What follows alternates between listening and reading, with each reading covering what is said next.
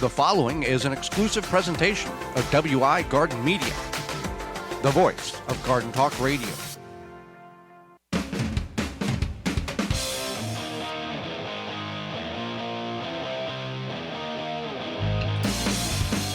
Coming up on the program today, we're going to discuss the world of peppers from mild to super hot, as well as making money off your property. Our guest is homesteader and YouTuber Jason Contreras, and we'll answer your garden questions. The hour is full, so join us. You are listening to the most informationally packed hour of garden-focused radio in the country and on the internet with your host, husband and wife team Joey and Holly Baird. This is the Gardening with Joey and Holly radio show. Welcome to the Gardening with Joey and Holly radio show. Happy you are with us today. I am your host, Joy Baird. Beside me is my wife, co-host, best friend, and gardening partner, Holly Baird. This program is for you, about you, to help your garden grow better, to maintain your landscape, grow healthier trees, make your grass look greener, as well as preserving what you grow. You want to be part of the program in addition to just listening, and we thank you very much for doing that, however you're doing such, whether you're listening to us on one of the 18 AM and FM frequencies broadcasting our program here in 2022, through a radio app, through our parent website, which is under the Season 6 tab, which is the WisconsinVegetableGardener.com, podcast replay, or in-studio video replay. We thank you very much. If you want to be part of the program, you can send us an email to gardentalkradio@gmail.com. That's gardentalkradio@gmail.com. Or if you'd like to give us a call, you can do that on the Proclamation Hotline, brought to you by Proclamation Goods. That number, toll-free, coast to coast, is 1-800-927-SHOW. 1-800-927-7469. Proclamation Goods creates cookware for the eco-conscious home chef. Their pans are non-toxic, have a lifetime warranty, and are made in Wisconsin. Their award-winning stainless steel Proclamation Duo cookware set is a 12-inch skillet and a stock pot that doubles as a wok. Best of all, the skillet and stock pot hinge together to form a Dutch oven. It's 2 pans with a versatility of 10, empowering you to cook more with less. If you care about your health and strive for a more sustainable lifestyle, then Proclamation Goods is for you. Supply is limited, so orders now at proclamationgoods.com.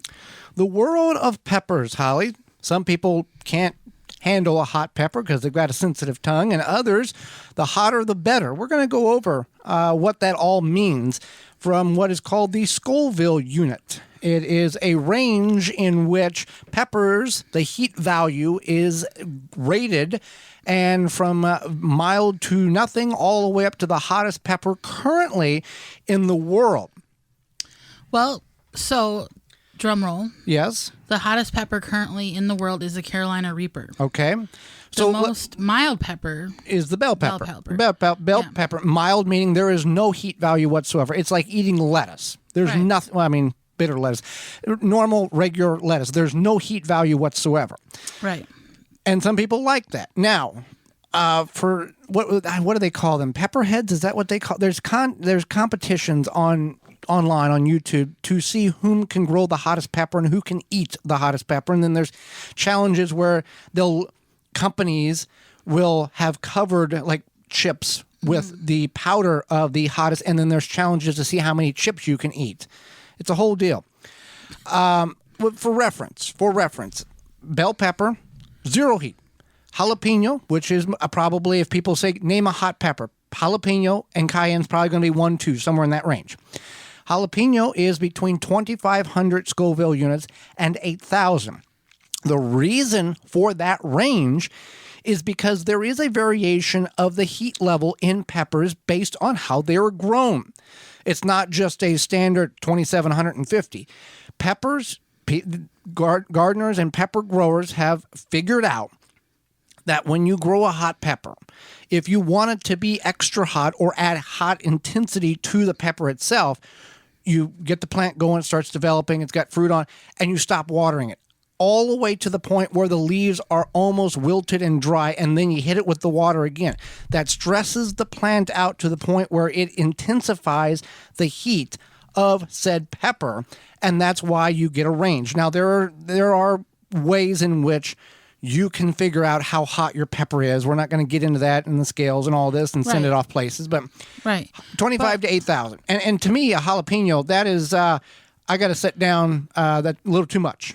Right, and I think so. Looking at this chart, it's kind of interesting, especially and this you can find these charts online. just the pepper and some of them vary from here to there. Right. So a lot of times, maybe this is good knowledge if you go out to eat and you're like, a lot of these like, oh, it's not that hot. It's not that hot. A lot of these restaurants are like, this is a chipotle sauce or this is a jalapeno sauce, and you might think chipotle is just a little bit spicy and jalapeno is spicier, but that's not true. Chipotle is a little bit spicier than jalapeno, and then below that is a poblano and an Anaheim, and those are pretty mild compared to something like the chipotle. So I think you do have some cross in there, and there's a couple of them where there is kind of a variation of cross. Right. So I think it's good to know that in general, because you might think, okay, there's this trend going on with the chipotle, lime sauce or whatever, and you think, well, it's probably not that bad. But if you are sensitive to the heat, the chipotle pepper is technically a little bit spicier than the jalapeno, probably kind of within the same range. Right. But then if you ever, get Italian food and they have those pepperoncinis, those are not nearly as hot as something like the chipotle or the serrano. And the cayenne, this kind of threw me off. I thought cayenne was on the same level as a jalapeno, but it's quite up there. It's about 30,000 to 50,000 Scoville units.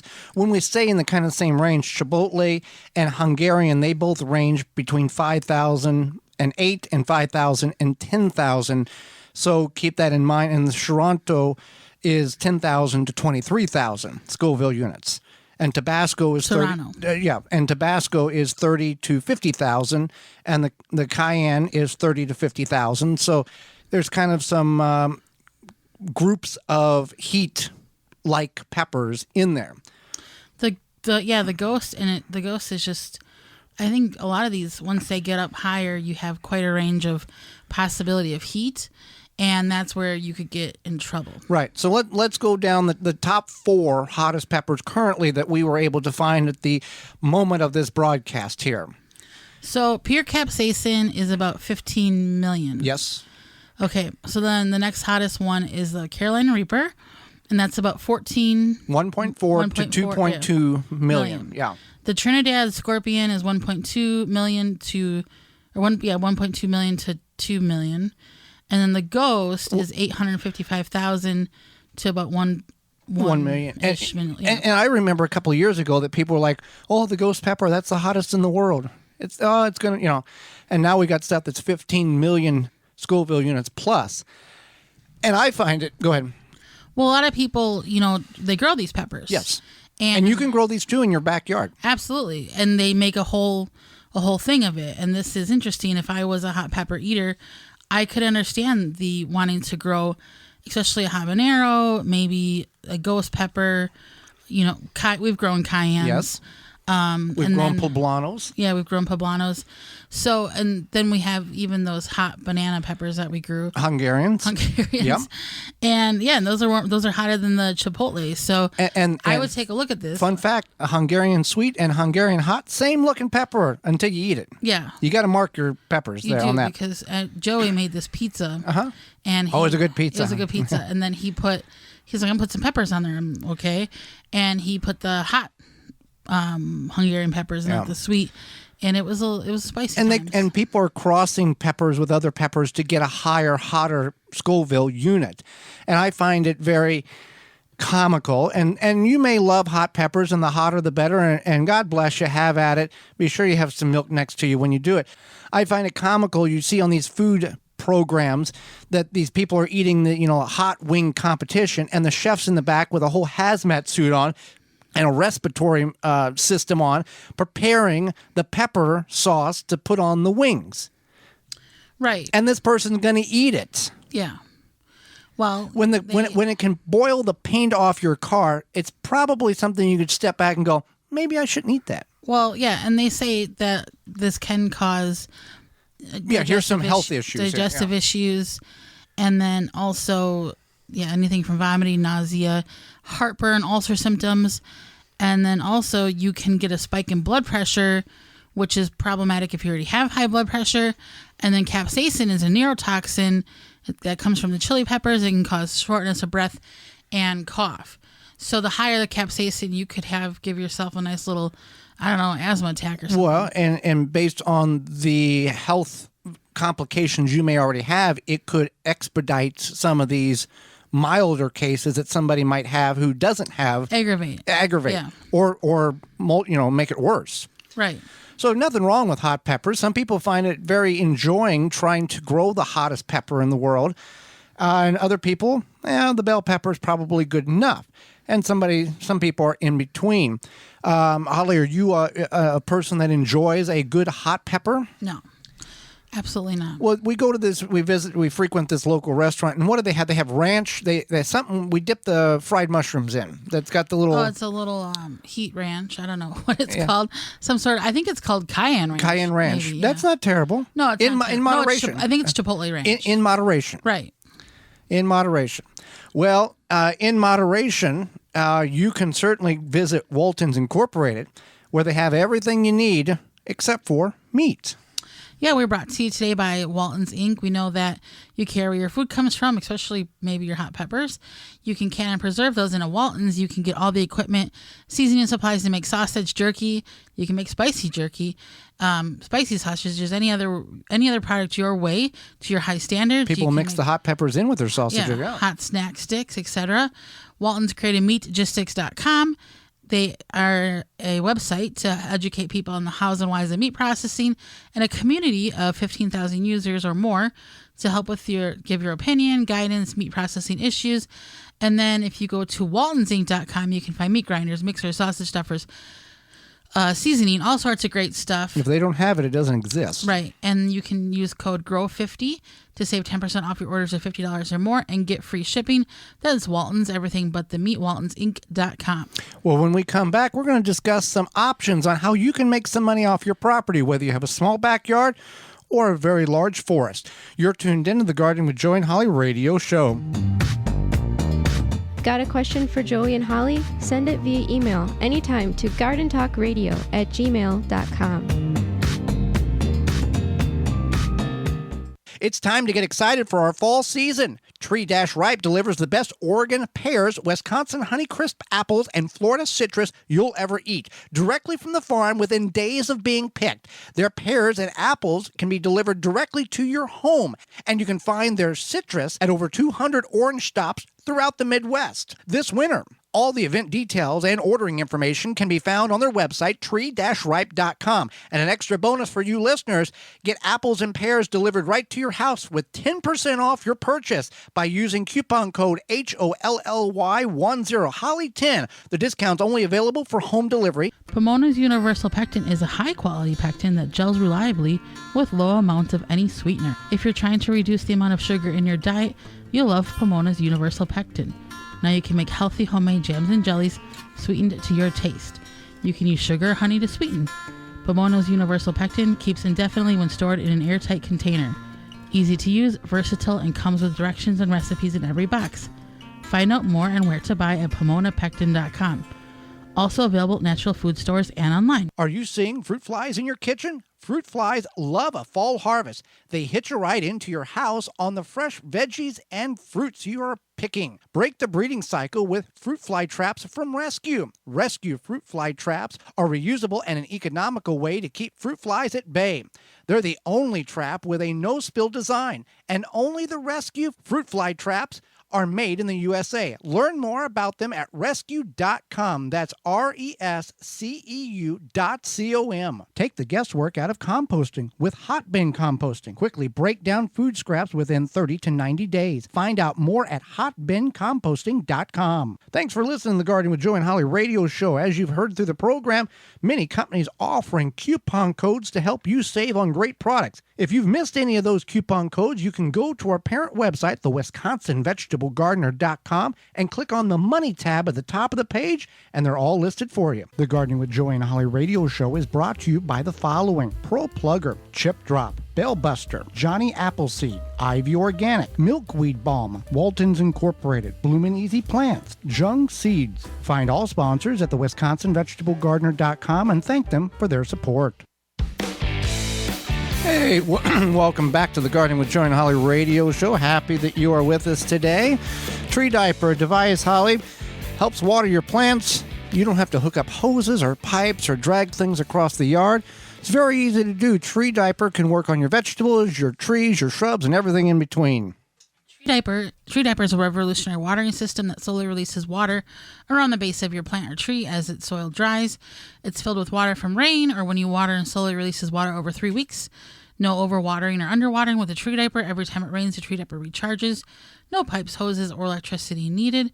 It works under mulch. Whether you're a first-time gardener or advanced, Tree Diaper will improve the way you water your plants. Made in the USA, you can find all the sizes they have available at treediaper.com.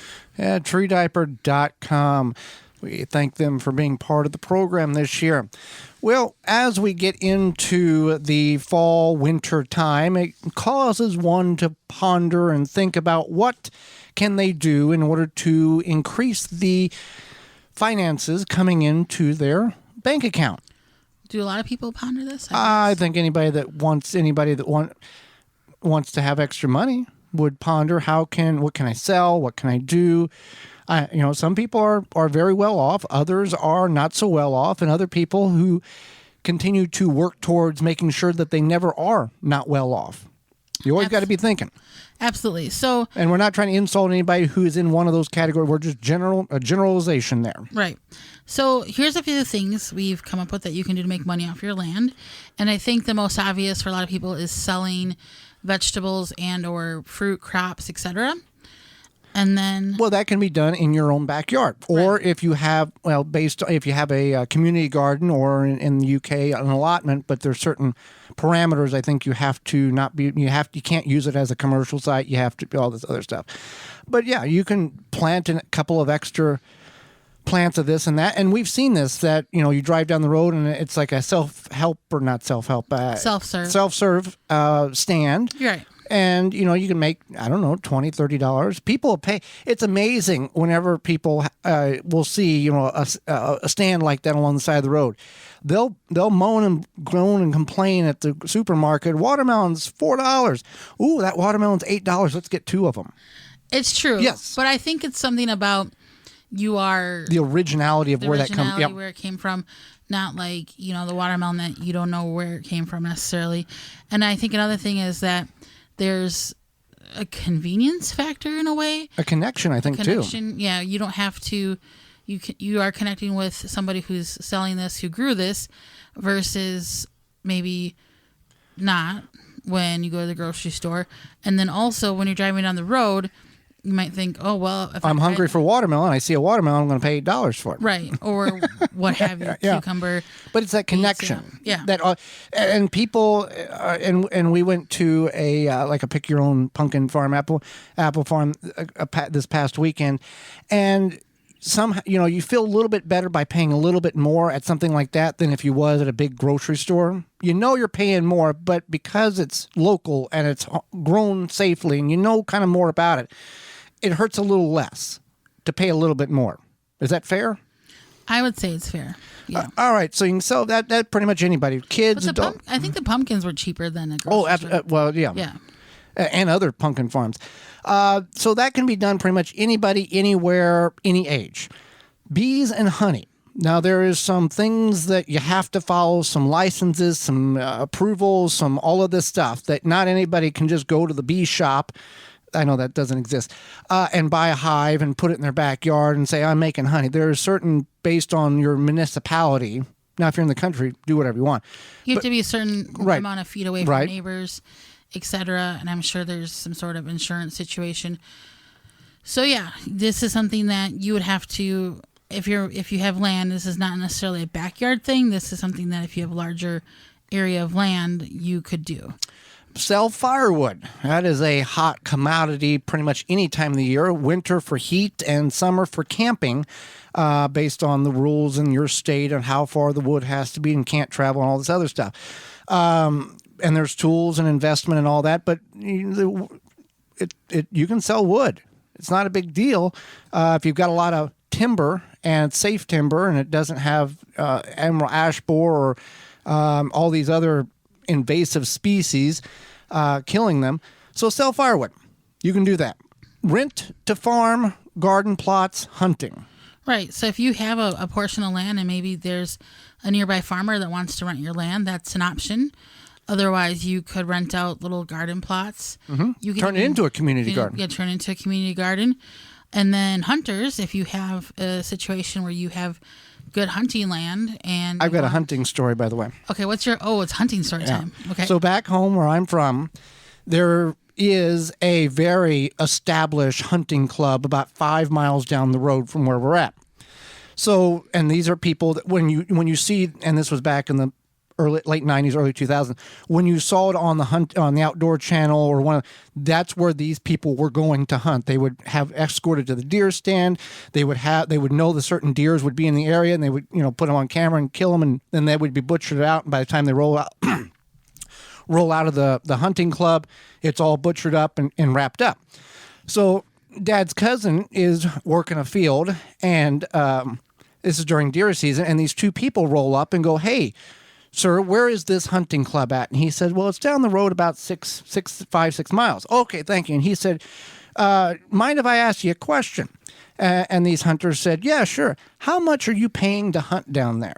And they said $2,000 a piece, I think it was for the weekend. And he said, "You see those two guys over across the field with the blaze orange in the woods? Yeah, they're hunting for free." And they got in their truck and went on down to the hunting club, and that was the end of it. Well, that's how it goes. Yeah. So Be reasonable if you charge people to hunt on your ground. No kidding. Especially when their season is not very long. Right. Yeah. So that's an option. Allowing people to camp on your land. Hip camp. And this is something that I don't know if there's any other website, but this is something that you could also, if you don't want to do like hip camp, you could do word of mouth. If you know campers, I'm sure like Facebook Marketplace, you can mock up something for that. You probably could. Yeah. But hip camp, Joey and I like hip camping. It's an nice exclusional deal. It's not like DNR, right. Where you can throw a baseball and hit 7 campsites. Right. We like that you can be kind of by yourself, secluded, and it's really peaceful. Right. If you want to know more about that, you can go to our other YouTube channel, Time by the Tent, and we've got some documentation over there. So this is an interesting one, is hosting a billboard. Obviously, you would have to be near a roadway. If you are off the road quite a bit and there's not high traffic, then a billboard probably would not be useful. Well, I'm sure, what would be the process? That you would get a hold of an ad agency that's local and go, "Hey, I have property.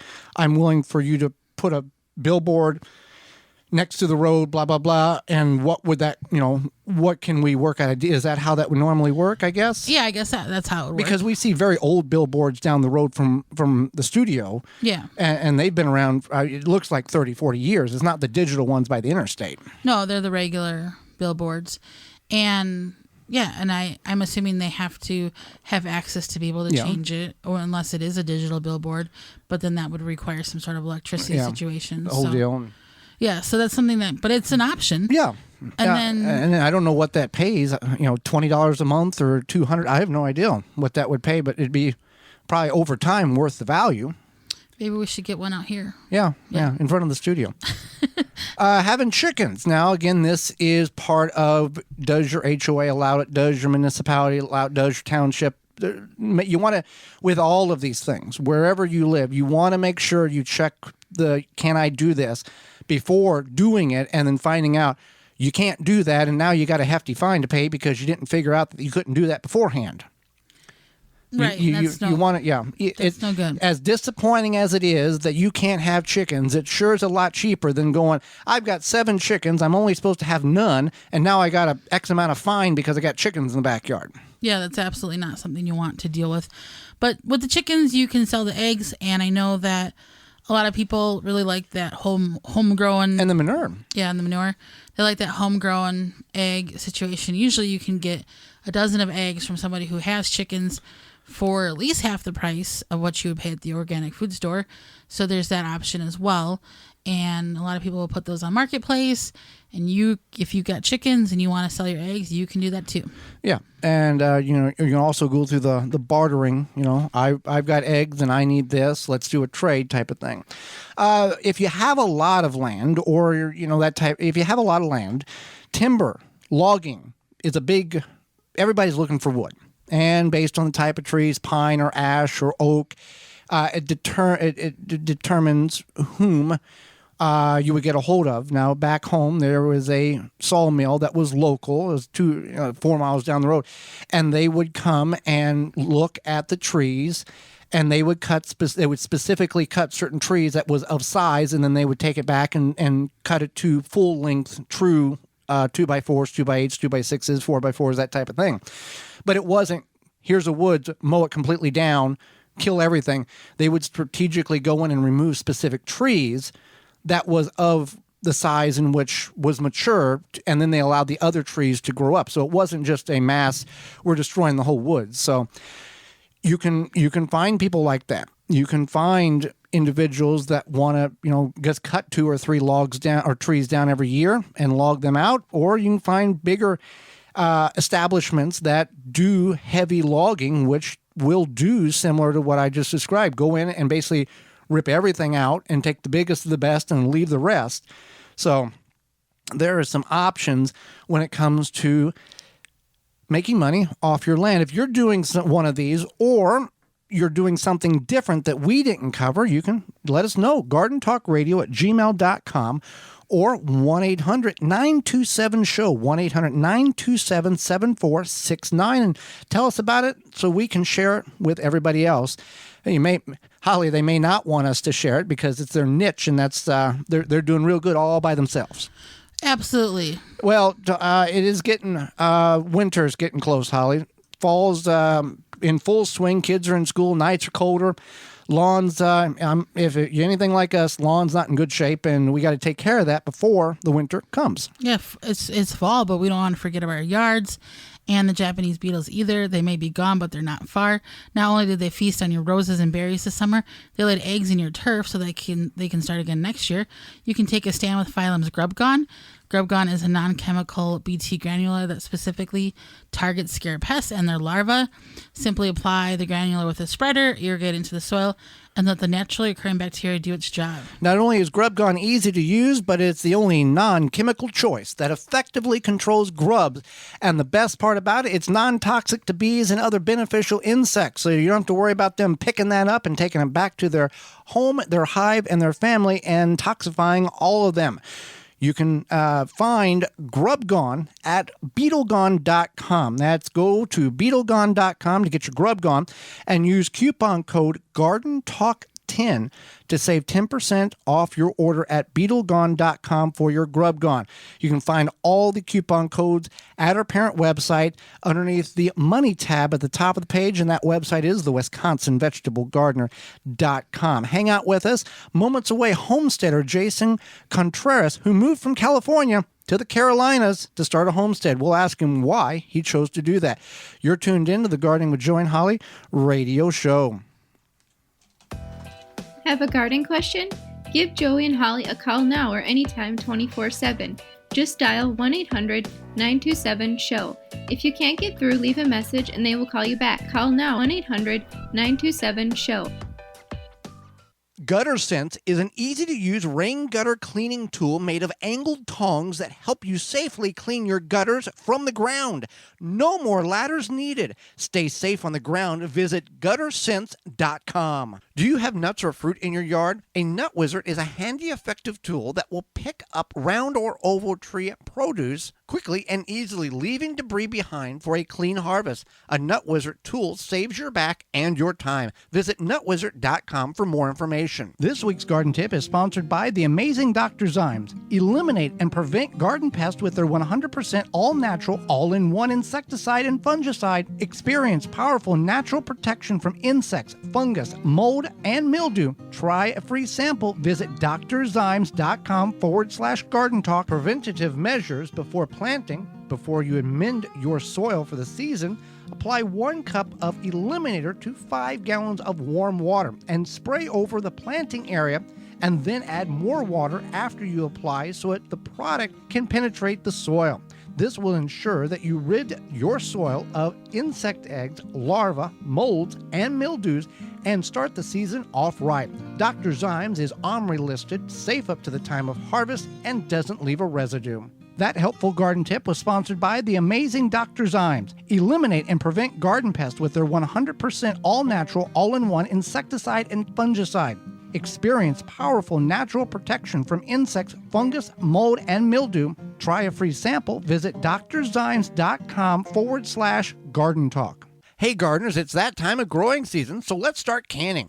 Head over to Fleet Farm for all of your canning supplies and jam mixes.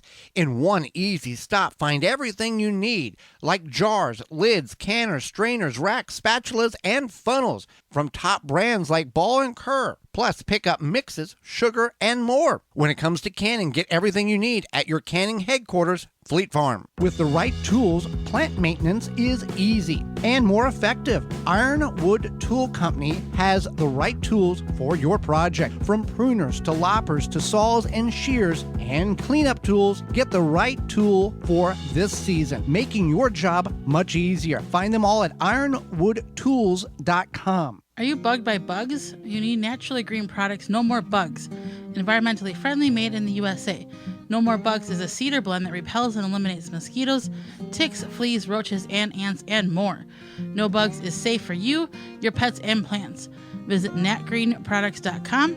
You can enter promo code GREENTHUMB10 for 10% off your purchase of any size of No More Bugs. Protect your plants from damage with the 3-in-1 Plant Guard and Special Blend Fertilizer. Visit ivorganics.com. Use promo code RADIO10 to save 10% off your order. Thanks for listening to the Gardening with Joe and Holly radio show. As you've heard through the program, many companies offering coupon codes to help you save on great products. If you've missed any of those coupon codes, you can go to our parent website, the WisconsinVegetableGardener.com, and click on the Money tab at the top of the page, and they're all listed for you. The Gardening with Joe and Holly radio show is brought to you by the following: Rootmaker, Dripworks, Pomona Universal Pectin, Phylum Bioproducts, Tree Diaper, Chapin Manufacturing Incorporated, Deer Defeat, Water Hoop. Find all sponsors at the WisconsinVegetableGardener.com and thank them for their support. Welcome back to the Gardening with Joy and Holly radio show. Moments away, Jason Contreras, homesteader. But first, Holly. Are you worrying about your plant growth? Provides your plants with what they need to grow to their potential. Simple Grow offers 100% organic worm castings at simplegrow.com. Unlike other worm casting products, when you order from Simple Grow, you are getting 100% worm castings, not filler plus castings. Promote ideal soil structure and aeration with Simple Grow all natural, odor-free worm castings. There is only one ingredient: worm castings. No chemicals or additives will seep into your food and doesn't smell like other fertilizers. For indoor and outdoor use, you can buy by the bag, bundle, ton, or truckload at simplegrow.com. Holly, let's go to the Proclamation Hotline, brought to you by Proclamation Goods, and bring in our guest for this week. Jason Contreras is passionate about growing food and knowing where his food comes from. Him and his wife live on a homestead in North Carolina with their family. They document their homesteading journey on YouTube and social media to share for all to learn. Welcome to the program, Jason. Hi, thanks for having me. Well, thank you for taking time out of your day, not only to educate Holly and myself, but all of our listeners. And I'll start with this question for you, Jason. How did you get into homesteading? Was that something that was instilled in you as a young child, or you found it later on in life?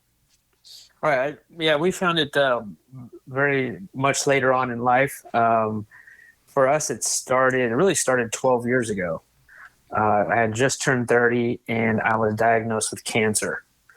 And that kind of just, with that diagnosis, that was just totally unexpected. And that just from there, it kind of totally changed our mindset of like, okay, maybe we should start, eating healthy and being active and figuring that out. What does that look like? Because neither my wife or I grew in farming or had chickens growing up or anything like that. Didn't know anybody had a garden in the backyard at all because we're from the Los Angeles area. So we lived in the city our whole lives and didn't know any of this stuff. And so from that time I was diagnosed with cancer, I did 6 months of chemo and that was it. They told me I was in remission. In my last oncology appointment, I asked her, okay, what now? What do I need to do? And she's like, well, just go back to your normal life. Like almost like it never happened. And so from there, we decided just to take our own health in our own hands and figure out how to eat healthy. From there, it grew into, maybe we should learn how to grow our own food. And from there, we bought some plastic starts and put them in our little backyard that we had at the time, and try to figure out like, how does that process work? Because we really didn't know. And so after growing that first tomato, it was so satisfying, to grow your first food. And from there, it just snowballed into where we're at today. Basically, we ended up selling most of our stuff in LA. We sold our house, and we just said, you know what, we're going to go find some land somewhere, and we're going to try to grow as much food as we possibly can, and to be healthy, and to do it together as a family. And that's what we did. And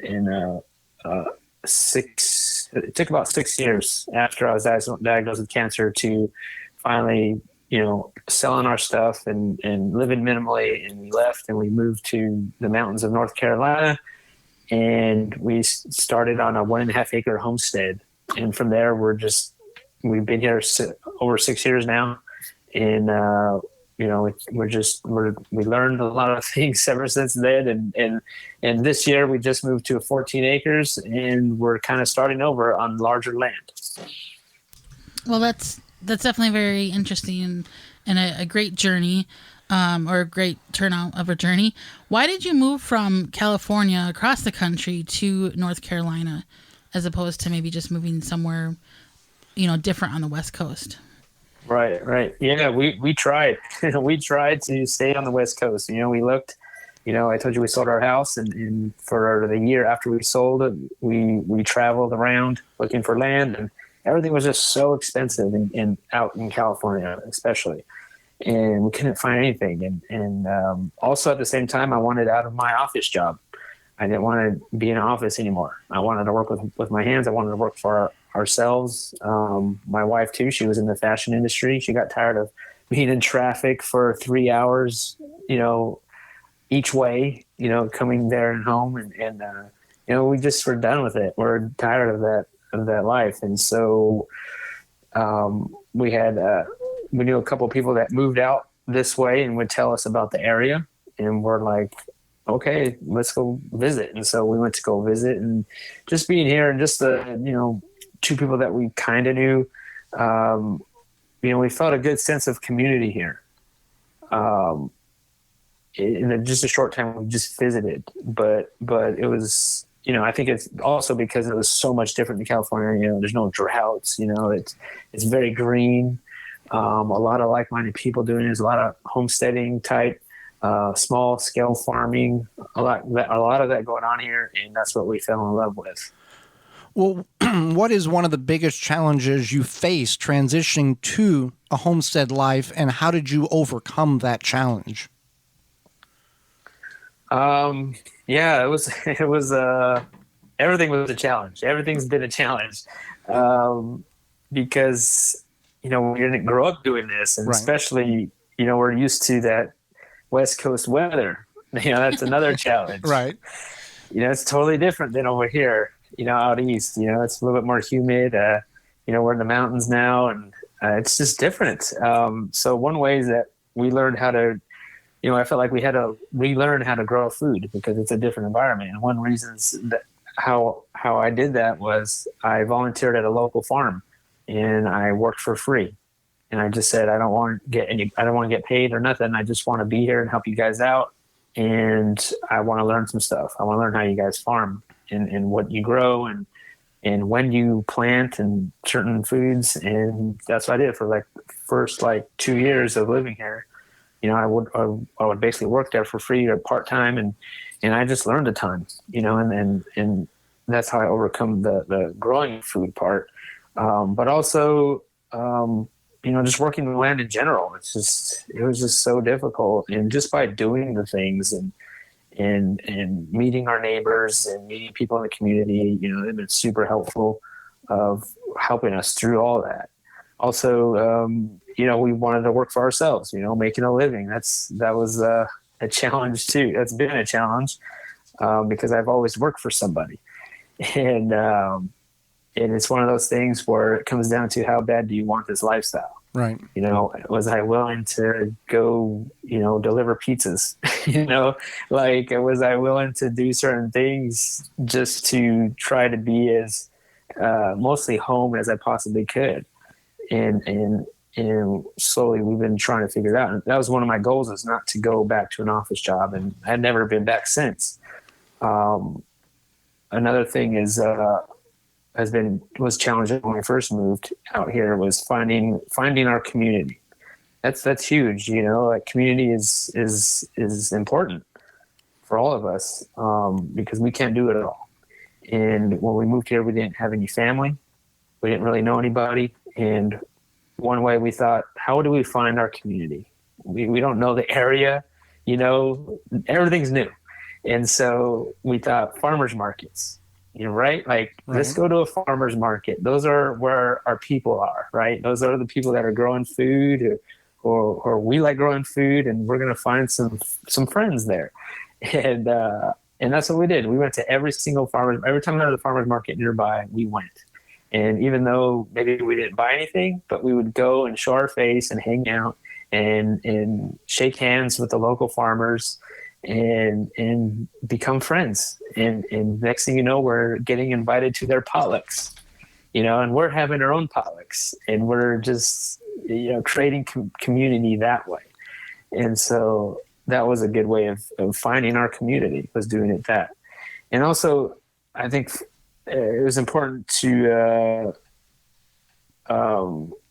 patience, just learn to, I guess, enjoy the process. You got to trust the process. Another challenge was larger animals. Everyone says start slow, start small, and that's what we did. We had chickens. We maybe started with 4 chickens, egg-laying chickens, and then we kind of grew from there. Like, okay, we're comfortable with chickens. Then we got some meat chickens, and we started raising our own pasture, poultry, meat birds. And then we did that for the same thing, garden chickens to meat chickens for like a good 2 years. And then after that, it was like, hey, we can grow some more chickens, and then let's get pigs. We got 2 pigs. And so going from chicken to pigs was scary for us, because we're like, man, pigs are so large. They're just, they could just bulldoze us over, right? If they wanted to. And just getting over our fear of that was a challenge. But just by the act of doing it, just getting our hands dirty and just getting a couple pigs and just figuring it out, we started to get more comfortable with that idea. And now we moved on to 2 beef cows, going from pigs to 2 cows, 2 steers that we have now. That's another challenge, because those guys are even bigger. Right. And so it can be scary at first, but you just kind of have to, I guess, just trust the process, like just figure it out and learn and trust that, okay, this is why we're here. We're here to grow our own food. We're here to figure it out. We're here to be a little bit more self-sufficient. And if we could think of it that way, and like, okay, this is all baby steps, then everything's going to be okay. Right. Figure out how to raise the cows so you don't have to go back to an office job. Correct. Yep. Exactly. Yeah. That's the goal. Absolutely. And I think a lot of people undervalue the impact that finding your community and having a community has. And I think a lot of times, because of capitalism, essentially, a lot of us have lost that. And it doesn't even necessarily have to be a homesteading community, just your community in general. And I think it's so beneficial to have that connection, and very, very glad that you found that. So we were talking with Jason Contreras. He's passionate about growing food, homesteading with his family, and has a wonderful YouTube channel. Can you talk about your YouTube channel? What is it, and what kind of great information can people find on it? Yeah, so we have a YouTube channel called Sow the Land. That's SOW the Land. And we started it about 6 years ago, just after we had moved here. And it's really about just sharing our journey of a family moving from LA to the mountains of North Carolina and trying to figure out this lifestyle of homesteading, of farming, and it's just sharing our journey. And whatever it is that we're learning along the way, we're just sharing it on our channel, and hopefully we can inspire other people and also teach other people of how to, grow their own food, not be afraid of change, not being afraid of larger animals, you know, and then, you know, we're sharing our mistakes, you know, and we're saying, hey, we're not perfect. We're just normal, everyday family that's just trying to figure out and trying to live a life that we are proud of. And that's what we share on our channel. And it just kind of grew from, it's slowly been growing over 6 years, you know, and we're at over 190,000 subscribers. And, you know, we're just keep at it. You know, we're posting maybe at least two videos a week. And, we're just trying to share the journey. Well, with that homesteading going to being a homestead, what are 2 reasons why you would tell people not to start a homestead? Yeah, not to start a homestead. For sure, if your spouse or significant other was not on board. Right. You know, like I think both of you guys need to be on board. Like if you're going to really do this, because this, for us, it wasn't just me who wanted this lifestyle. It wasn't just my wife either. It was both of us. Like this is both of our dreams. And we both really believe this, that if we both weren't on board, then it wouldn't happen. Like we wouldn't make this work, because one of us would probably be miserable, honestly, right? Because it's a lot of work, you know, like we both need to be able, even like our daughter now, like when we first moved here, she was 4, now she's 11. And she's just basically grew up in this lifestyle, and she's all about it too. You know, like she really enjoys everything. And so that's super important, I think. For us too. I mean, that's been a major role, is that we both were on board. Right. And because if you're pushing one way and they're pushing the other, you're not going to accomplish anything, and somebody's going to get mad and it's going to be a failure. It's absolutely going to fail. Right. And then also, I mean, you don't have to necessarily leave, you know, sell it all, do what we did, you know, sell it all and move across the country. But you could also still have the homestead mindset in the city. Mm-hmm. You know, I feel like it's really a mindset. It's not like how much land you have or how many animals you have. It's really, you could be doing it in an apartment, you know?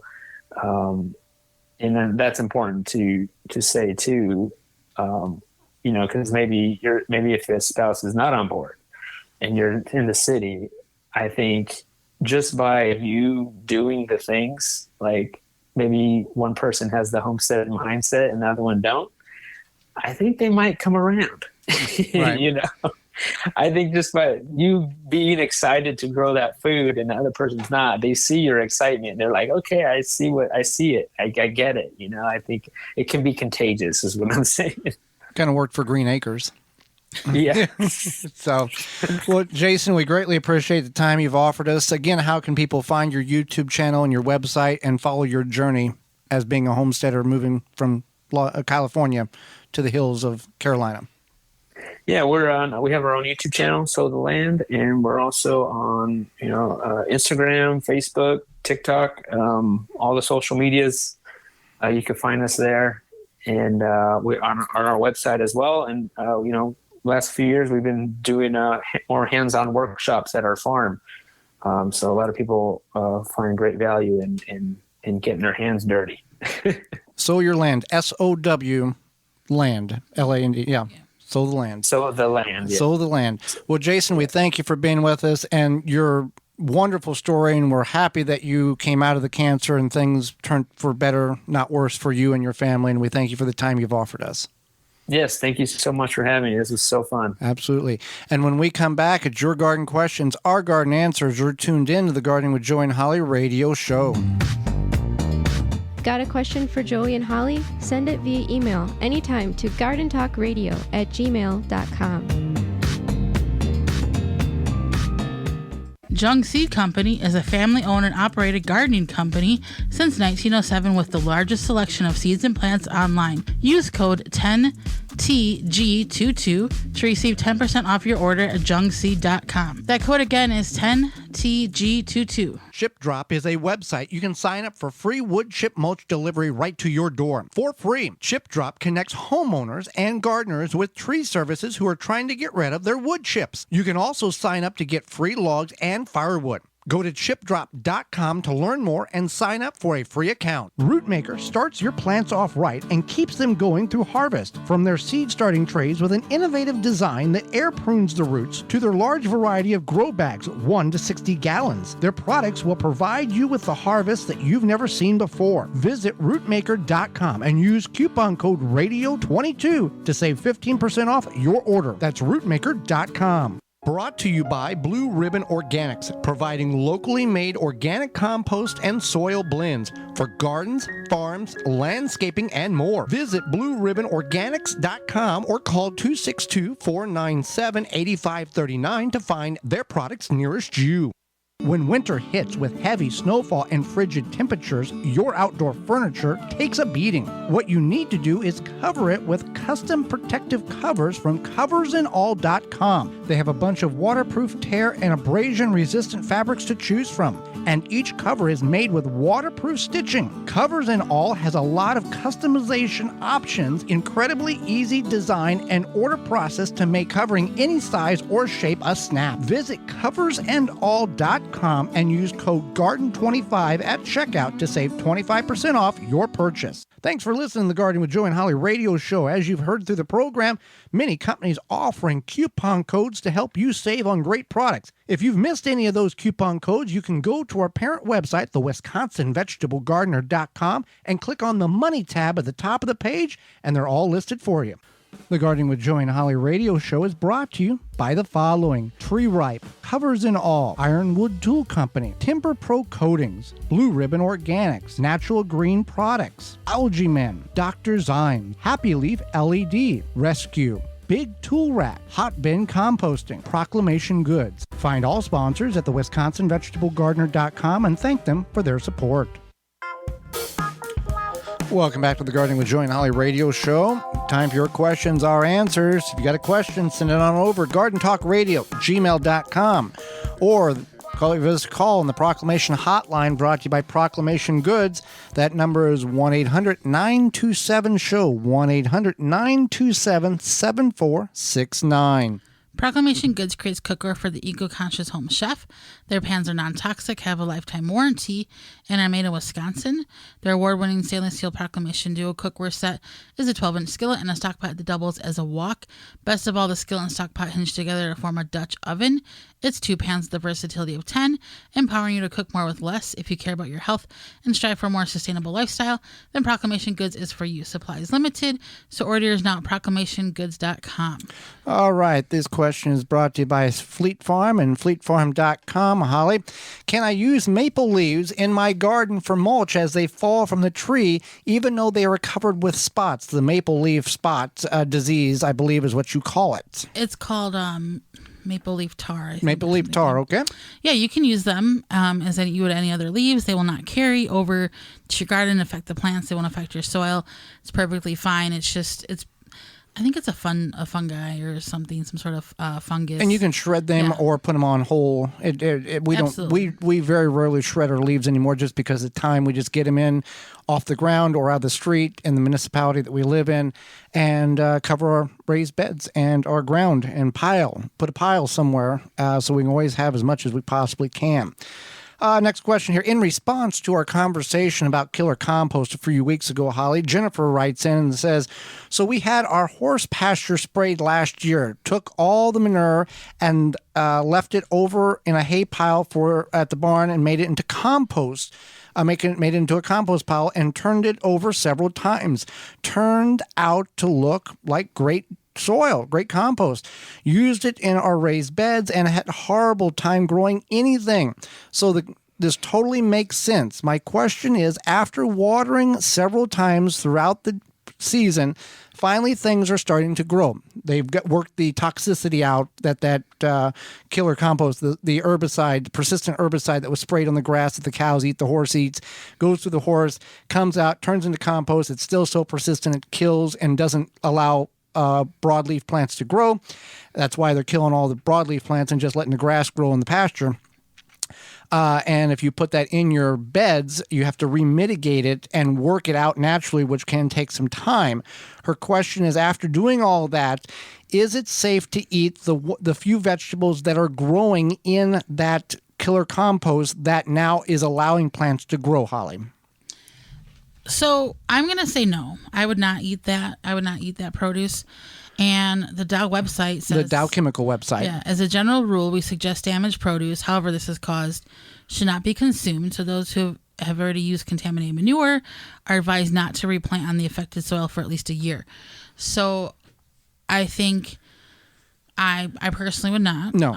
I think that the plants get things from the soil, good, bad, and indifferent. And in this case, if that persistent herbicide went through the horse, went through the, what's it called, process? Composting process. The manure out the back end, composting, sat there for 6 months. Yeah.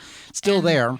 And then even though you did water it and flush it out, whatever, or these plants survived, I would not eat those. There plants. still needs to be time for remitigation. There are some plants in which you can grow to try to get that junk out of the soil, but that is a lesson that for all of us. But what's that word for when you let the manure age? Age. That's it. The age of manure.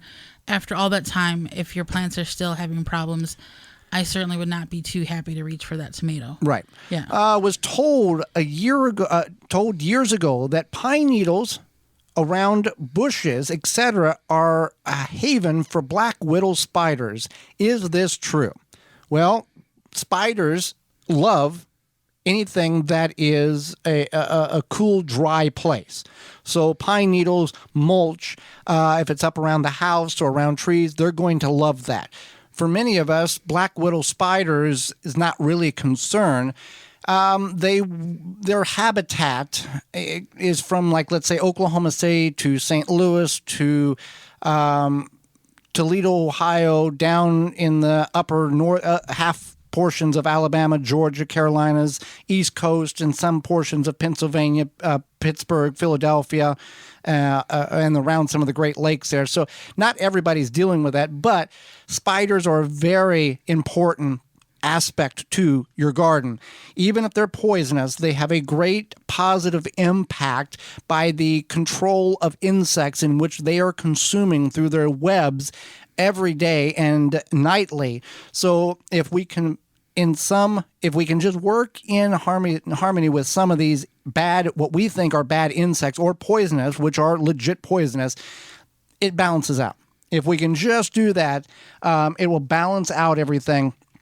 And we will be happier together because we'll have less insects. Don't kill the possum because the possum eats ticks. Don't bother the bats. They eat mosquitoes. Those type of things.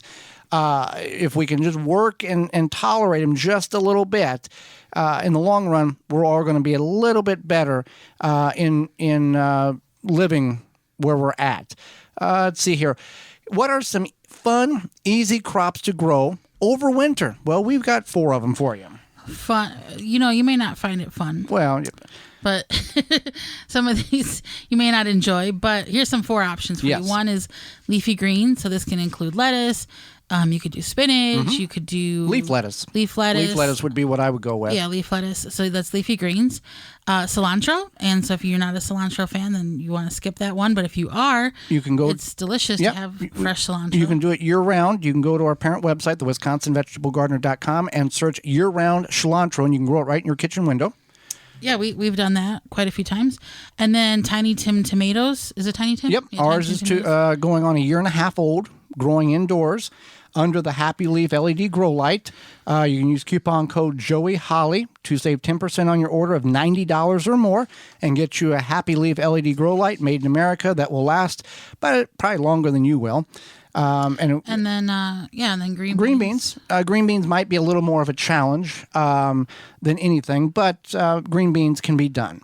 So with that being said, Holly, we are out of time, and we thank you for yours. Did you miss any portion of the program today or would like to revisit it? You can certainly do that by going to our parent website or going clicking on the Season 6 tab at the top of the WisconsinVegetableGardener.com website, or sending us an email at gardentalkradio@gmail.com. And we'll send you a link to this program or past programs, and we've done that. And we thank you for those of you who missed and want to catch up. Tune in next week to the program. We're wrapping up the season, Holly. We got 2 more shows left, 2 or 3 more, something like that. Yeah. 2 more shows left.